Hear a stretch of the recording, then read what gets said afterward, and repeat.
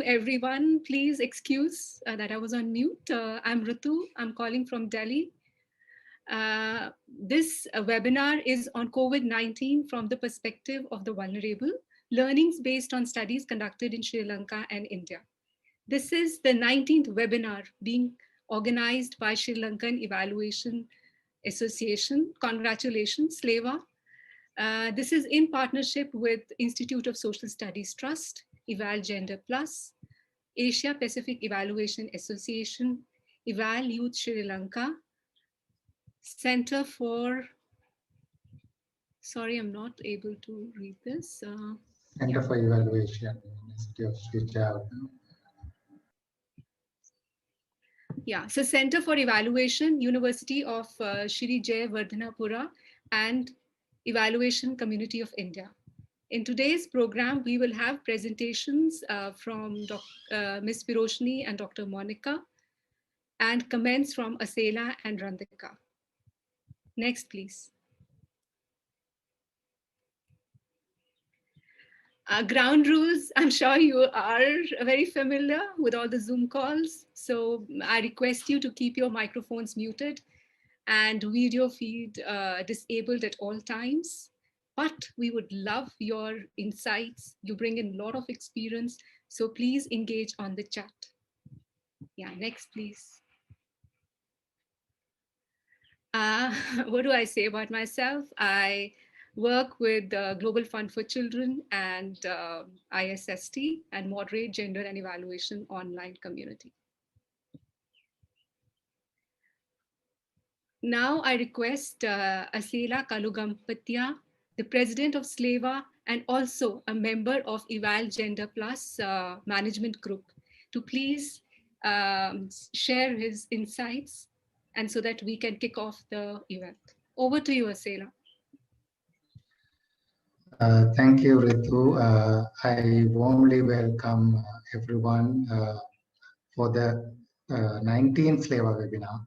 So we have been doing, these webinars since last year, since 2019, even before the COVID pandemic. And I also appreciate the partnership we have always with ISST, Asia Pacific Evaluation Association, Eval Youth Sri Lanka, Center for Evaluation, University of Srinagar, and ECOI. And this great partnership always, strengthen us for this webinar series. And today we have, two speakers, Mrs. Piroshni Trikawalagoda, Joint Secretary, Sri Lanka Evaluation Association, and Dr. Monica Banerjee, Research Fellow, Institute of Social Studies Trust. And they will enrich us in this discussion by bringing experience based on the two research studies they have done in Sri Lanka and India. So we are looking forward to their presentations. And also, I would like to warmly welcome our moderator, Ritu, who is always helping us. So again, warm welcome to our participants. And also I want to mention that this is part of the Global Evaluation Week. And today is the last day of the Global Evaluation Week. SLEVA is participating in Global Evaluation Week first time. And we are happy to be part of the Global Evaluation Week process. And there has been, many events in this week, very interesting events. And we are happy to, close the evaluation week with SLEVA webinar today. So without any further ado, let me pass the floor back to Ritu, and also looking forward to the presentations. Thank you very much. Thanks, Asela. I'm very honored to introduce the presenters. Ms. Piroshni Trikawalagoda from Sri Lanka. She's a senior evaluator and social researcher with her heart in participatory practices. Her name comes from the word Roshni, which means light. She brings in experience of private sector as well. And she has done amazing work through her involvement with development of the national evaluation policy of Sri Lanka and her work with parliamentarians on evaluation. We are very honored to have you, Ms. Piroshni. Next, please. Our second presenter is Dr. Monica Banerjee. How do you present your teammate who sits next to you in the office? I'm so happy to present you Dr. Monica Banerjee, a research fellow at the Institute of Social Studies Trust. She brings in a very good mix of master's degree in social work, so with practice and theory. With her PhD, she combines theory and let me share one thing, Monica, which not many people know, that during her PhDs, she spent a lot of time in the community, immersed and learning from the community. So I look forward to your insights, Monica. I'm sure people will enjoy your presentation. Yeah, so I invite Ms. Piroshni to please begin her presentation. Over to you. Thank you, Ritu. Ayubowan.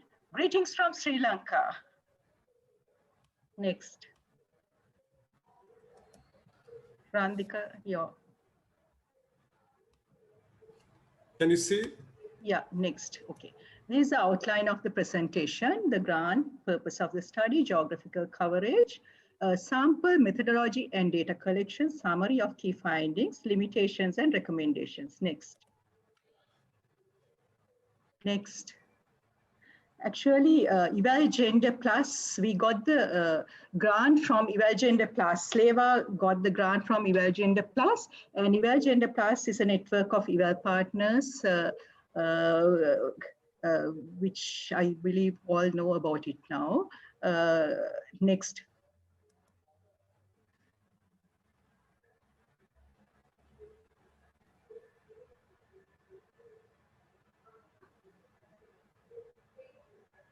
Actually, we designed to achieve dual purposes from this study. One is to assess the economic and social effects and the equity in action during the pandemic, as well as to bridge the gap in hands-on capacity development using participatory interactive tools at grassroots level, because hands-on capacity development is very scarce in Sri Lanka.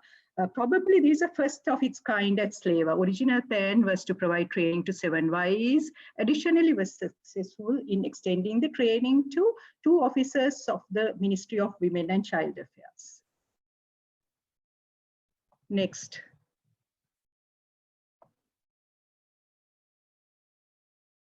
Randika. The geographical coverage was primarily Colombo and Gampaha districts, the one before Randika. Geographical coverage is primarily Colombo and Gampaha districts.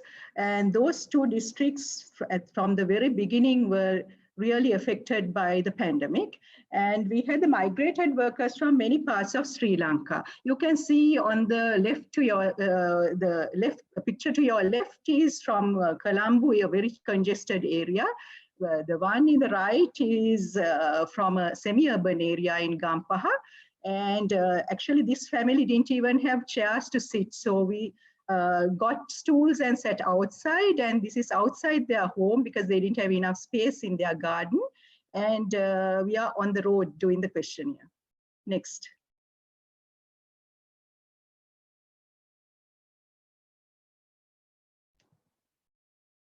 Randika. It's Next. changed. It's changed. No, it didn't. Oh, okay. So we used just a minute. The sample was random and purposive. The categories were considered. Categories were actually we considered for the study were urban low-income families, rural low-income families, migrated workers from other districts, and families under quarantine, self-quarantine in isolated locations. Next.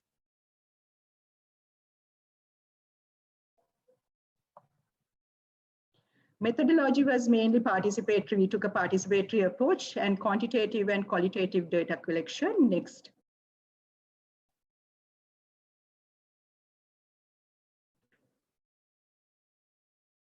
Initially, we had consultations with the field coordinators. Then, of course, the questionnaire administration. We had participatory ranking to get the perceptions of these people, the participants. And then, of course, the key informant interviews with community leaders and field observations at participants' houses, as well as literature review. Next.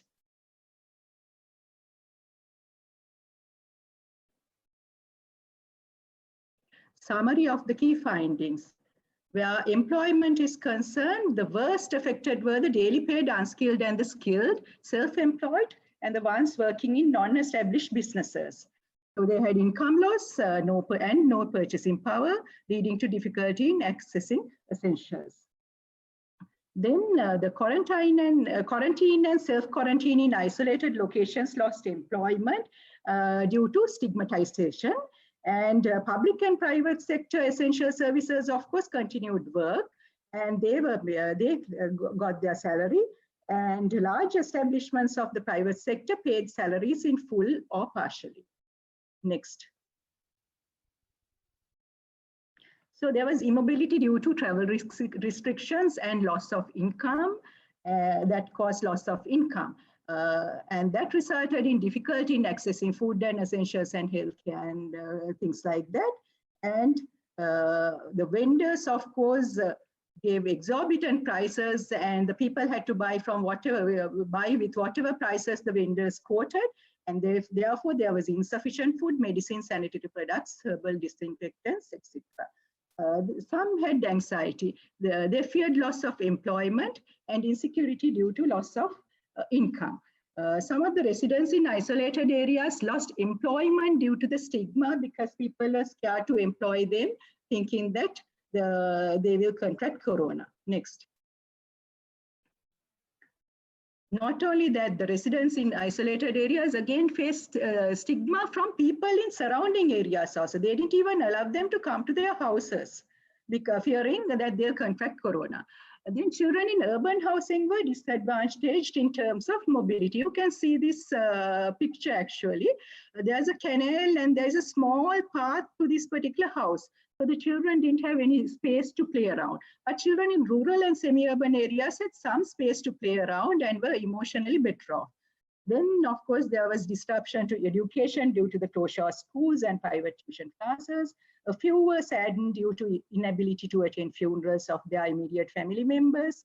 Then some were unable to access religious places, and that affected emotional well-being. However, there were no signs of depression. Next.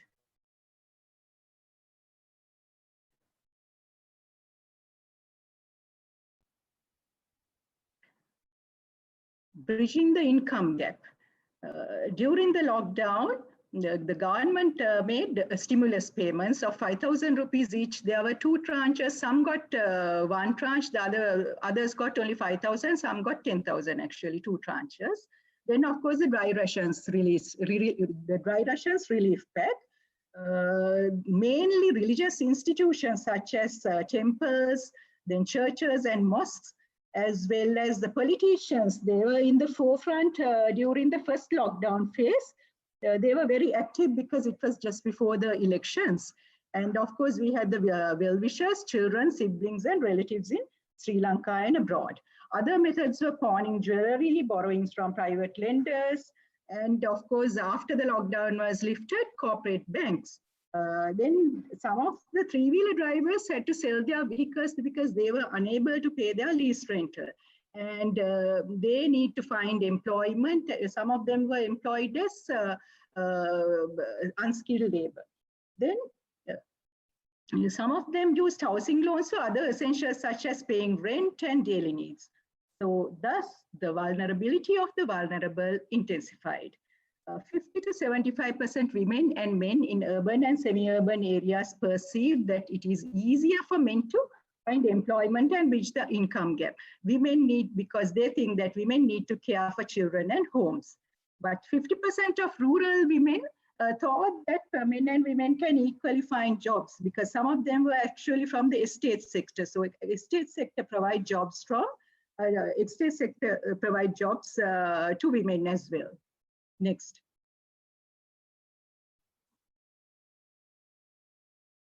So measures taken to reduce adverse effects. Many spend time watching TV during social distancing. Then networking with mobiles, of course, was moderate compared to pre-lockdown period because people didn't have money to spend on mobile cards.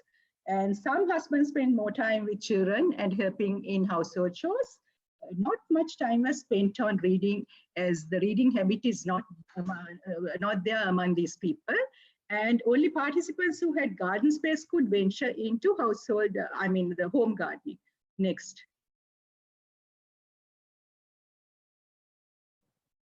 Family bonding, of course, around 50% rural participants were of the view that family bonding enhanced during the lockdown. But majority urban and semi-urban participants expressed that there was family bonding even during the pre-lockdown phase, because usually the urban and semi-urban mothers, they try to be behind the children most of the time for their safety and security, as well as to save them from the drug addicts and the drug addiction. Next.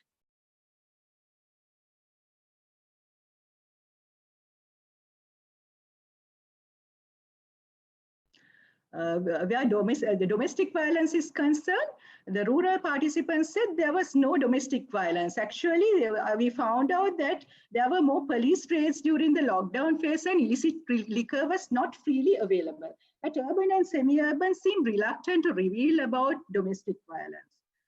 Over 50% expressed that there were only minor incidents. Some were disgruntled of illegal drug addiction and young boys and addiction of young boys and related violence in the area. Next.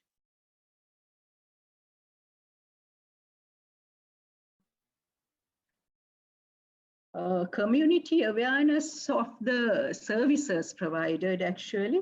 Over 90% of the participants were not aware of the Women's Helpline 1938 of Ministry of Women and Child Affairs. So that was a big thing that we found out. In fact, they advertised on TV, but yet people were not aware of it, or they think that it's not active.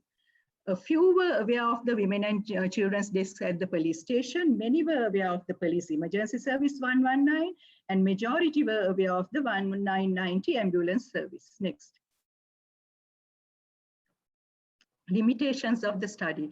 The biggest limitation we had was actually we had insufficient funds to engage a professional statistician. And as a result, the data analysis took a very long time. Then, of course, the participants expected substantial monetary benefits because that was right after the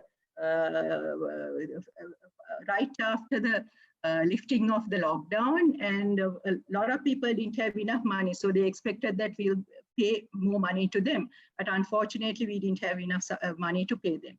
And of course, the travel restrictions. So due to travel restrictions, there was inability to meet with the YE team after field work. So that was also a hindrance. Next.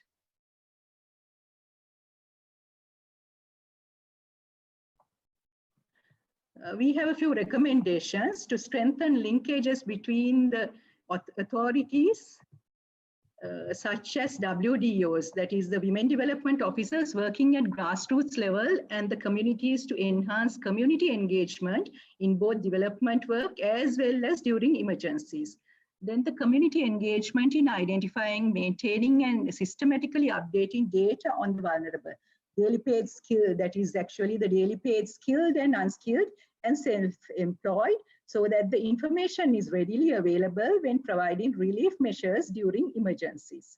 Also, emergency relief management will be done based on felt needs for effective service delivery and to engage community to monitor them. They will know who are really in need of the services.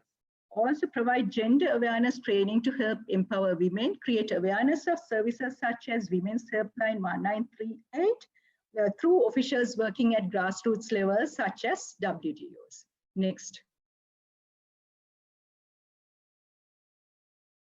Then, of course, to establish lane committees so that men and women can work in teams to enhance safety and security of women as well as children of both genders at all times. These lane committees, the people in the lane committees can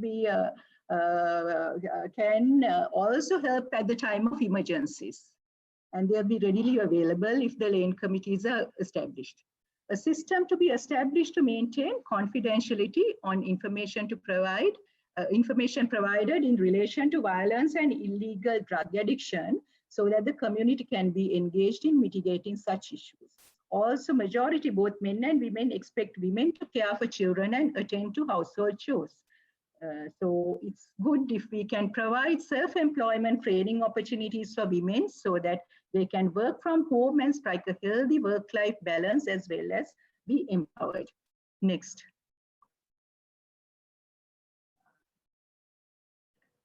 The next slide actually shows some of the study team members and some of the participants. Next. Thank you. Thank you so much. Monica, over to you.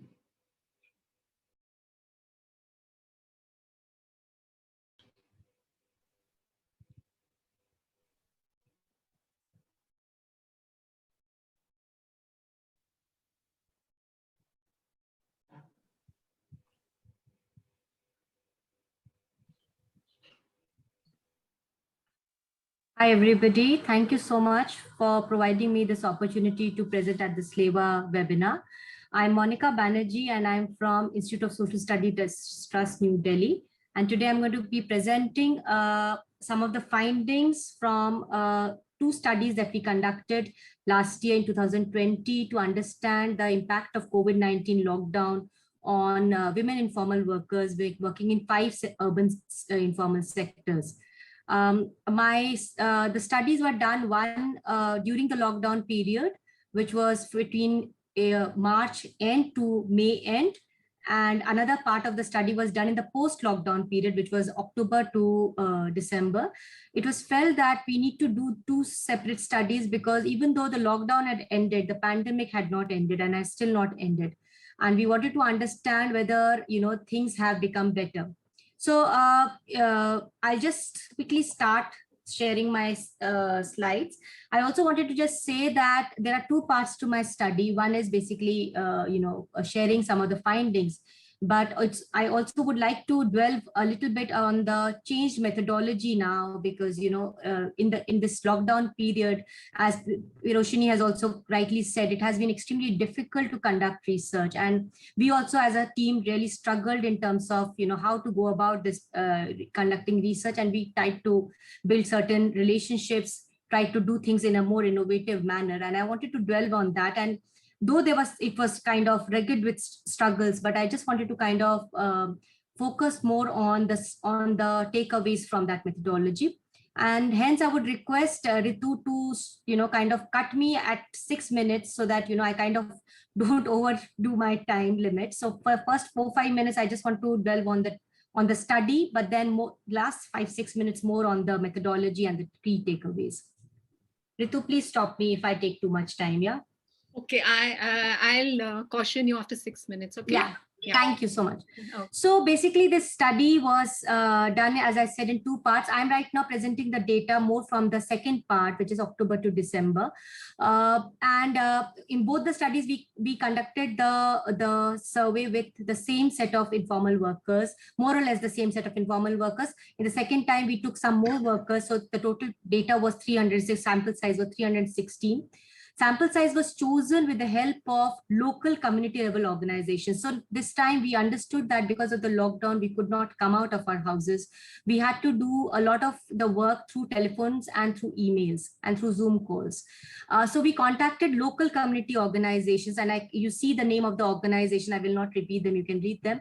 These are local community organizations which have been working in Delhi with specific set of informal workers. And through their help, we were able to get contact details of women informal workers. So they provided us with phone numbers. Some of them also participated and helped us in carrying out the survey. The survey was carried out through a telephone, and a Google form was used. So we created the tool in a Google form, and through telephone, we, the workers were contacted at a time which was convenient for them. Usually afternoons, because that is the time when women workers are slightly free from their, home domestic work. And questions were asked to them and information was taken. And after the survey, some of the women workers from each of these sectors were also interviewed along with some of the key informants. When I say key informants, I mean people who are, working as part of these organizations, whether it is Chetnalaya or Jan Pehl or Basti Suraksha Manch. And all of these key informants were really our eyes and ears in the field, because we ourselves could not go into the field, but they were really our eyes and ears, because they were there as, trying to tell us how things were before the pandemic, and now how things are during the lockdown and now during the post-lockdown. So just to go quickly in terms of the key findings of the study, of course, job loss and a fall in income was the major thing for all the sectors, whether it is domestic work, home-based work, for different reasons, of course. For domestic work, they were asked not to come. For home-based workers, mainly the supply chain was completely rigid.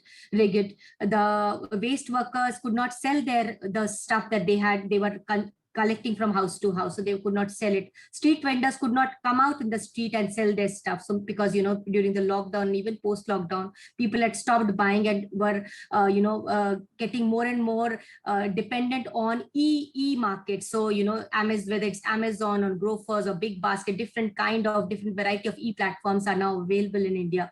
And all of them were being used by most customers. So, street vendors were majorly impacted. And lastly, the construction workers. I mean, I'm sure all of you and several of you must have seen the television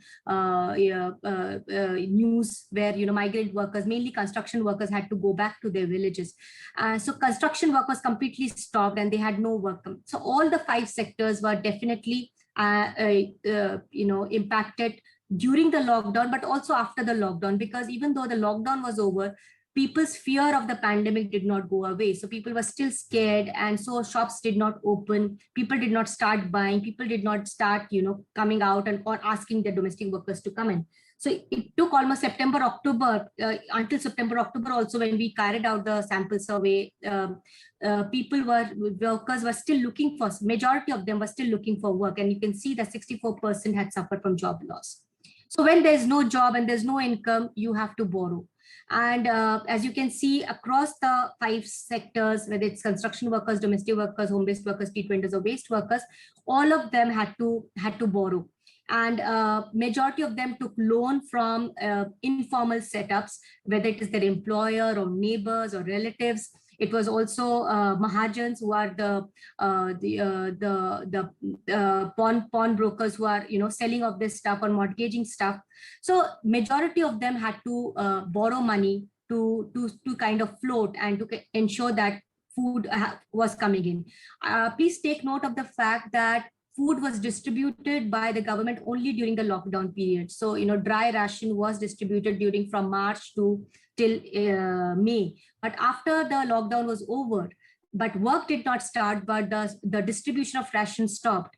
However, that did not help, and collection of food became a real problem for majority of the families. In terms of unpaid work, we find that childcare, as you can see, whether it is amongst waste workers or construction workers or, home-based workers, childcare work increased significantly. And all of them complained about, taking care of child was taking immense amount of time of all of these workers. Please note that all the childcare centers, schools, everything has been shut since last year, March. So children are home, they are irritable. And of course, the houses are small, they're congested areas. People do not have jobs. So, the tensions are rising, and caring for the child has become, and for the elderly, has become an added responsibility for the mothers throughout the day. Monica, 6 minutes left, please. Okay. This is my last slide of the finding. And in terms of, the essential access to essential service, as I said, that food item was the main essential service that they found it difficult to manage, and children's education. So majority of children, poor household children in India, depend on tuitions, private tuitions to cope and to survive the school education, because schools are not in the best of status. But the majority of the students had to leave their tuitions, and the payment of rent also was a huge problem. So I'll now, these are my significant findings of the study. Majority of the workers were struggling a lot. But I just want to kind of dwell on how we kind of did this study, and what are my takeaways in terms of that.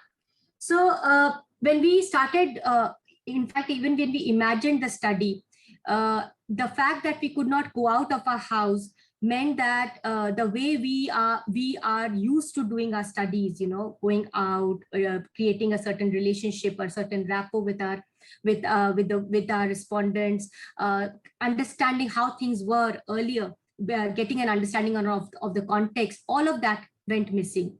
It was like you are shooting in the darkness, and therefore the only way we thought was the best was strengthening our collaboration with local organizations.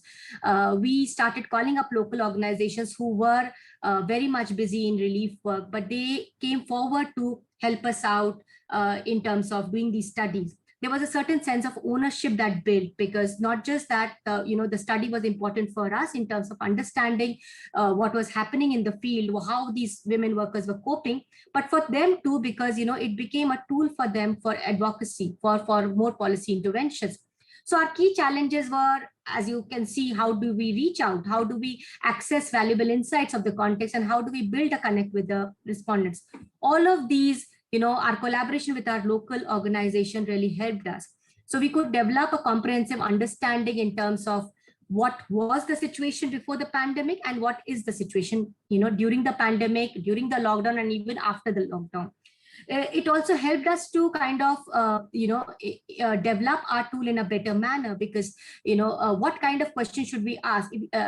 Remember that we were doing the survey on a telephone, and majority of women workers do not have access to phone directly. Usually the phone belongs to their husbands. So, having that access to telephone is a very important part. And also, they are very busy. So how much time can we really take? Can we really do a 1-hour interview like we do in our usual normal ways?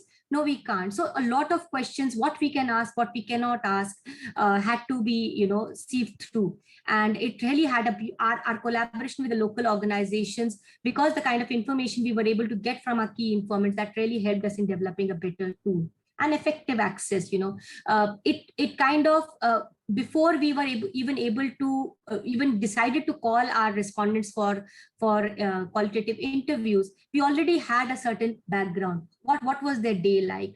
How were they coping? What are their major problems? And therefore we could place our questions in that manner. Of course, I mean, there are lots of issues even with this, because when you're going through a certain mediator, the mediator's biases ought to come. I mean, there are always those challenges that one faces as a researcher, but the fact remains that the pandemic is here to stay for probably another year, and this is the new normal that we need to work in. And of course, the struggles are there, the challenges are there. But when you come out doing a study, which you kind of just, as I said, hitting in the dark, you kind of just thinking and blindly assuming that things will fall in place. Not everything fell in place. But the key takeaway is that probably the strengthening of collaboration with local organizations can lead to a more connect between research and advocacy. And while our evaluations, our researches help us in building that evidence, a lot of times what happens, and I've seen, because I've been part of research work, a lot of time that just lies there. No one is really picking it up. It is very difficult for us to reach out to policy implementers.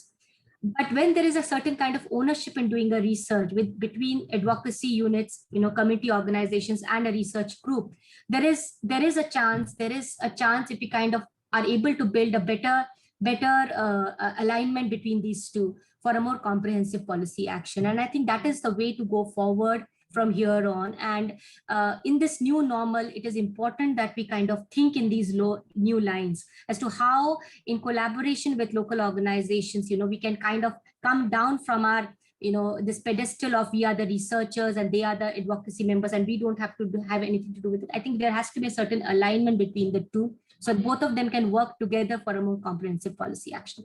That's from me. Thank you so much for hearing me out. I would look forward to your questions. Thank you so much.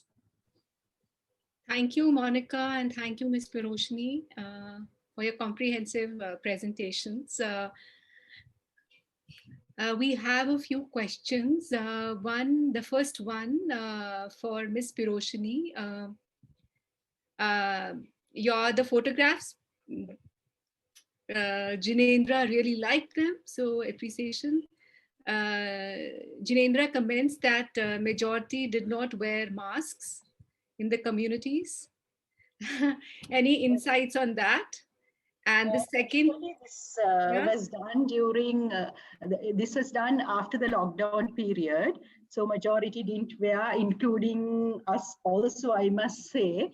And we didn't, this was after the first lockdown was lifted, and people thought that we will not, have another lockdown again, or we will not need to have another lockdown again.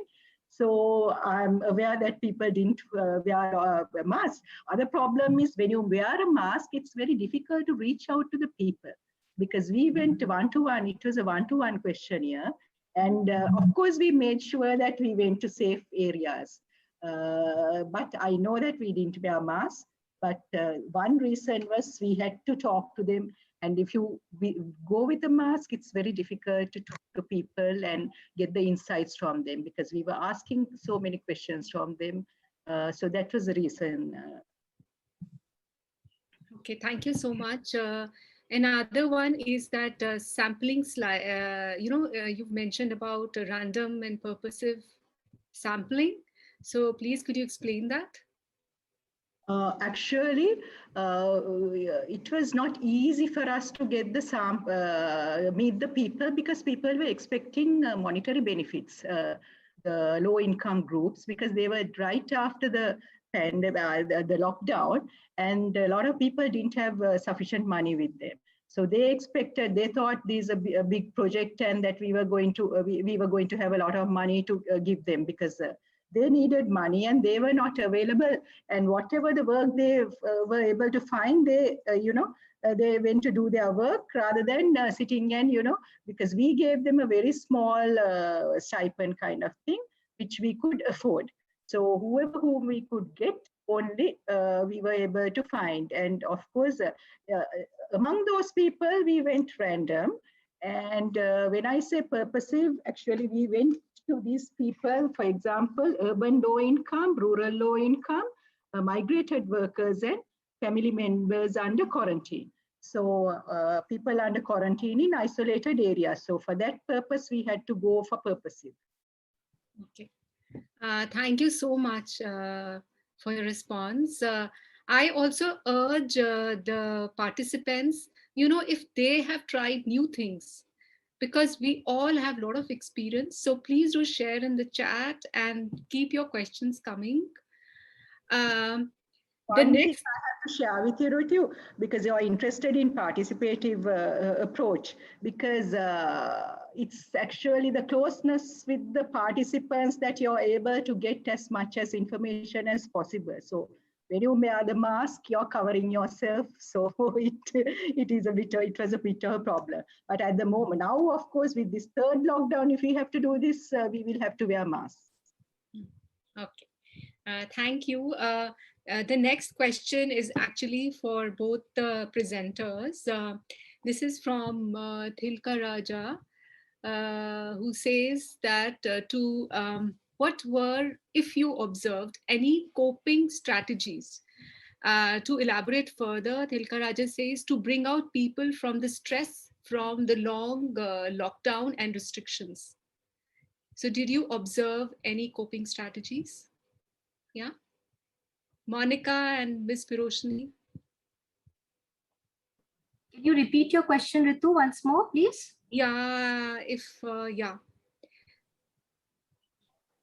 so the coping strategies, Monica, in the communities, I think, Thilka Raja, if you would like to add, and any to kind of cope with the long, lockdown and the stress everyone went through? Yeah. So Piroshini, should I? Yeah, I think you can start. Yeah. So see, the coping mechanisms were of different kinds for different issues. So as I clearly stated, coping mechanism in terms of job loss and income loss was borrowing. Many went back to their villages because of lack of work here. So and because they were having to pay huge amount of rent, so many went back to the villages. But those who did not have any land, say back in village, they borrowed money. A lot of times, so different sectors had different issues. So for example, for waste workers, they were still collecting waste from different households, but they could not come out at their usual hours. So they would have to come out at their from their houses at 4 in the morning to be able to collect, and then sell off their waste at a very, very nominal price, very negligible price, because there were only one or two retailers or dealers who were really buying their stuff. So they had to kind of negotiate with that. In terms of unpaid work, women really did not have a coping mechanism. We also could not gather much data in terms of domestic violence, though there was a lot of talk that there is a lot of domestic violence. Key informants informed us that there's a lot of domestic violence, tension in the households. But when we actually posed that question, we could not pose that question directly again because we were on a telephone. But even when we posed that question in whether there's tension in the house, women never answered that directly. I think out of a sample of 316, I think only 2 women said that their husbands were alcoholic and there was a lot of domestic violence in the house. Majority of them said that there is no domestic violence in the house. The other thing that in terms of health, we did not get any significant data in terms of health either. I mean, everybody said out of 316, this is the peak time when the, November last year was peak again in Delhi. And we were collecting our data, but out of the 360, not a single person said that either the person or their family members or their relative or their neighbor, anyone had COVID. Now, when we found out from the key informants, what we realized was that these are informal workers. Their everyday work is important for them. And therefore, even though government was putting up camps at different places, these people were not going for any tests. And they were keeping it a secret if someone was ill in the house. They were not letting that word out, because if the word is out, then they will not be able to go out and work. And therefore, nobody said that anyone was ill. That was something completely covered up. So there were, as I said, and mobile phone becomes very, very important. Charging of mobile phone, we never thought that charging of mobile phone will be such a significant finding, but actually that became very important. And we also got to know that to just keep the children busy, a lot of parents borrowed money and bought new mobile phones because, one, schools were now doing online classes, at least sending worksheets and all from the school because of one. And second, because there were so many fights between the children that parents thought it's better to have each one of them have their mobile phones to keep them busy. So these are just some of the coping mechanisms. Thank you. That was elaborate, Monica. Ms. Piroshini? Just to add a few, of course,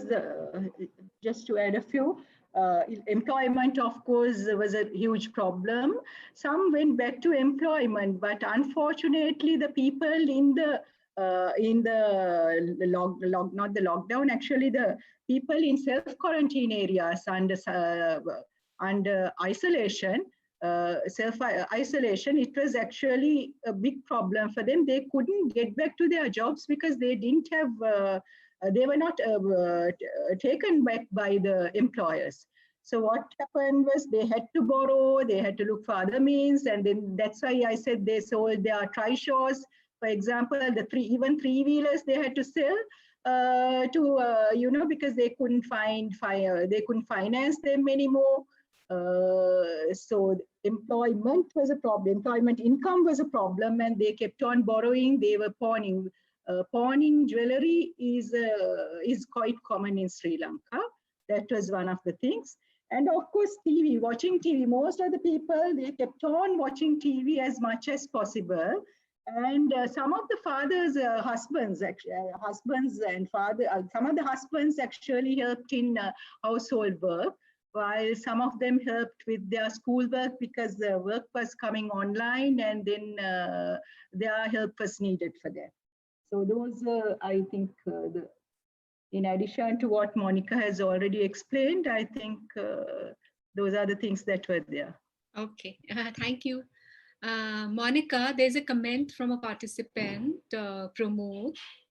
He says, I'm going to read it out to you. I feel that schools and associated occupations were also affected badly due to the pandemic, especially small schools, private, primary, etc. In Delhi, there are almost 1,100 private schools and private tutors available in the area and maybe earning very less. So did you see such people in your study areas? Well, our focus on school was only directly from the informal workers, from that lens of the, what was happening in the households of the informal workers. And the majority of these children were studying through in government schools. So government schools were shut. And they were also taking tuitions, which stopped. So many private tutors definitely must have lost their jobs because of that. But we did not collect any data from the private tutors. However, I also got to know, during this course of the study, that many small organizations, like the community organizations that we work with, like the Basti Suraksha Manch, they started small schools for children in the localities, where tutors were hired, but at very, very negligible wages. They were asked to teach children so that at least children can continue education. But because our study was not really looking directly at what was the condition of the teachers, I will not be able to say exactly through data. But I completely agree with him that the teachers were also in really, really bad shape. Suddenly, not just in terms of losing their jobs, some of them did lose their job, private tutors lost their job, but also in terms of this overnight asking them to change their way of teaching. At least school teaching could never have been imagined to be done online. And now even a nursery, KG, class 1, 2 child is asked to be taught on an online mode, and teachers are expected to transform into that, suddenly start doing that, and teachers have their own unpaid work. So, but I do not have really major data on this. Our study did not focus on it. Okay, thank you. Now to Ms. Piroshni. This is a question from Dr. Malika. How did you manage, it's actually for both of you, how did you manage the purposive sample, and especially what about the vulnerable categories like sex workers? Pardon, what about the most more vulnerable categories like sex workers?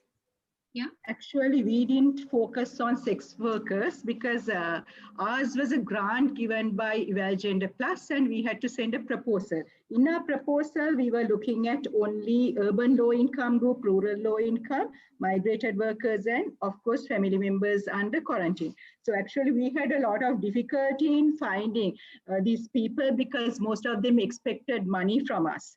And the urban low-income group, we had to go and meet the officers working with the government officials working at grassroots level, and find coordinators who were able to connect us with this, with the participants. And in the rural sector, of course, we were able to get it through some of the personal contacts. And migrated workers were very difficult because we looked at some of the companies, and they took a very long time because they had a lot of procedures to let us interview their participants, their staff. Then, of course, family members under quarantine also, we had to go through personal contacts as well as personal contacts, when I say not of the participants, of the field coordinators. And also we went to the WDOs and the Ramaniladharis, and through the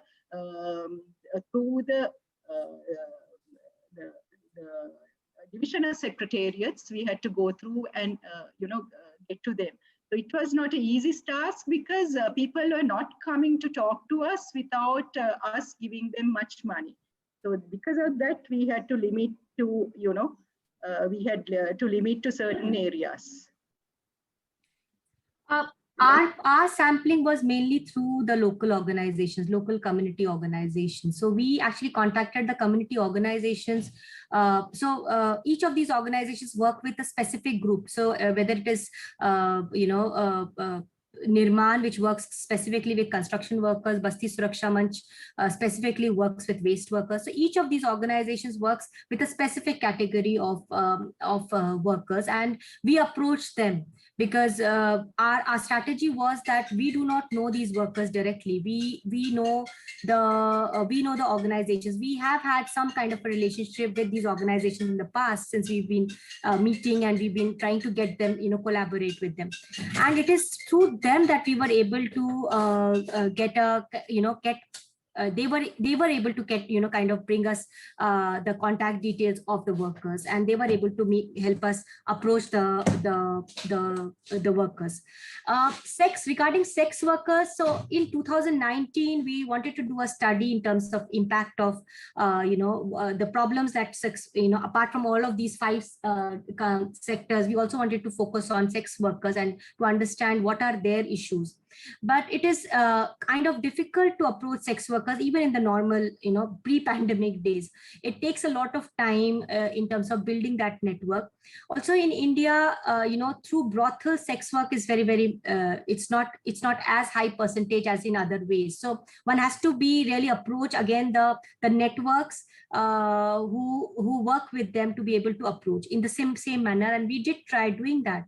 But because it was taking a lot more time, and time was crucial at this, when we did these studies, they were done as a rapid assessment studies, and we could not have wasted time, because on an everyday basis, something was changing in the situation and we wanted to capture it quickly.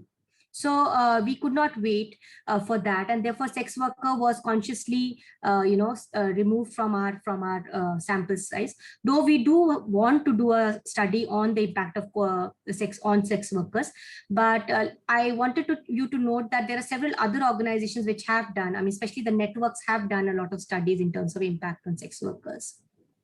Actually, in Sri Lanka, for the Sri Lankan study, we had a problem with the transport costs. So we had to be mindful of the transport costs. So we couldn't go to so many different places, despite having contacts of, NGOs who are actually working with sex workers, unfortunately. Okay, thank you. I also tried to involve in the study I'm doing, but I will not share here about sex workers and their involvement. Okay, there are 2 more questions, and we have 3 minutes. So one is from Aruna. Aruna, if I've understood it correctly, Aruna says, how do you generalize the findings as it was not purposive sampling? Aruna, is that what you mean? Ms. Piroshni or Monica? No, actually, the problem was with the time given by you all for the webinar, because we were actually given only 12.5 minutes each. So we had to generalize it. That was the reason. Otherwise, our report will come in 4 sections, because we did the study for 4 groups. So our report will come separately, but we had to generalize it for the webinar. Yeah, sorry. We could not give so much time to methodology, and we are all interested in it, right? Yeah. Yeah. I don't think the idea was to generalize at all. It was a small group. We understood that it is a small group that we are looking at. Of course, the findings that we've come up with, several other studies have also happened simultaneously across the states, different states in India, and the findings are not very different if you kind of just do a Google search and see. But the idea was not really to generalize anything. This was a small group, and the whole idea was to just give a glimpse of the struggle that informal workers were facing because of lack of any kind of social security net in India for these workers. There is no social security net for any of these workers. There's no recognition. And that was the whole idea, that, one kind of gives a glimpse as to when there's no social security net and, a situation like this happens, how do informal workers really cope? And what is really happening with them? May I squeeze in the last question? Yeah. From Dr. Kennedy. Any information about the foreign migrant workers and their families? So if either of you know? No. Actually, really. Foreign migrant workers, we had quite a few in our families whom we met. most of them didn't return after the first lockdown. They were there. They were still staying there, and they were being looked after by them. We didn't have much of our families whom we met, our participants didn't have much of their foreign migrant workers didn't have much of a problem. In fact, they were helping these people with monetary, sending them funds. Okay. Thank you so much. I hope I was able to cover all the questions. And next, please. Thank you, Ritu. Yeah, so now over to Randika Dimel for his final remarks. He is a Young Emerging Evaluators Focal Point, Sri Lanka Evaluation Association. Over to you, please. Thank you, Ritu. Can you hear me?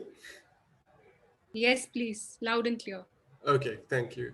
On behalf of Sri Lanka Evaluation Association, Institute of Social Studies Trust, Eval Gender Plus Network, Asia Pacific Evaluation Association, Evaluate Sri Lanka, Center for Evaluation, University of Sri Javadanapura, and Evaluation Community of India, we would like to thank our speakers, Ms. Piyoshini Trikavargoda from SLEVA and Dr. Monica Banerjee from the Institute of Social Studies for conducting an informative presentation on the COVID-19 pandemic based on studies from Sri Lanka and India. These studies showed us the importance of conducting gender equity and inclusion analysis during evaluation studies to ensure that no one is left behind. Furthermore, these studies demonstrated the importance of giving a voice to the most vulnerable people in society so that policymakers can take corrective actions to improve their lives and meet their needs, especially during COVID-19 pandemic. Further, we would like to thank our moderator, Ms. Ritu Nanda from Global Fund for Children and Institute of Social Studies Trust for doing an excellent job, as always, moderating and keeping the participants engaged during the webinar. In addition, we would like to thank Mr. Asela Kalugampitiya, the president of SLEVA, for giving the opening remarks and assisting with the organizing of this webinar. We would also like to thank him for supporting the study in Sri Lanka. Also, we would like to thank the SLEVA production team led by Mr. Dulmina Chamatkara, Ms. Hasiti Samarasinha, Ms. Madhuka Liana Gamage for doing an excellent job in managing the production for this webinar. Finally, we would like to thank our participants for taking part in this webinar and for asking thoughtful questions. We hope you were able to learn something new from this webinar. Thank you. Thank you so much, Randika. It's a pleasure listening to you. We have an upcoming event and I invite you from deep within my heart.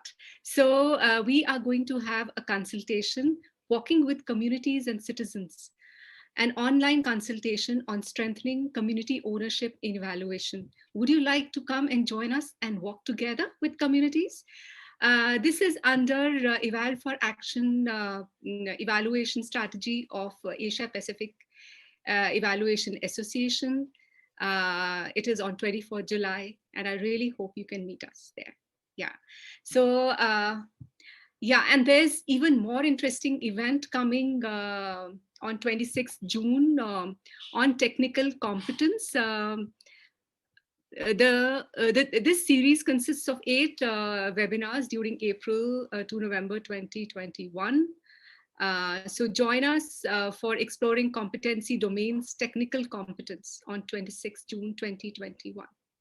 So stay tuned and save the date. Thank you, everyone. And it was such a pleasure just listening to you all and learning from you. Thank you, presenters, and SLEVA, you rock. Keep it going. Thank you so much.